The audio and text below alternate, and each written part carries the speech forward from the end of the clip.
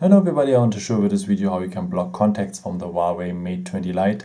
So if someone is disturbing and so on and you want to block him, calls and messages will not reach you again. So go on the contacts app first and let us choose Tim. Tim is disturbing, we want to block Tim.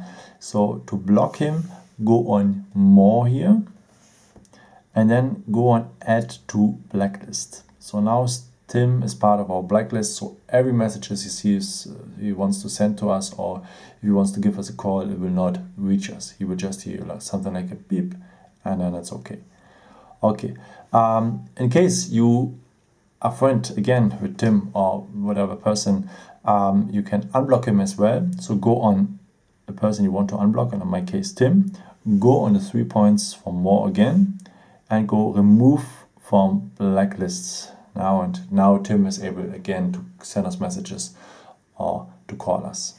Yeah, thank you so much for watching this video. I hope I could help you with it, and maybe if you want you can leave me a nice comment or give me a thumbs up. Would be very helpful for my videos. Thank you so much for.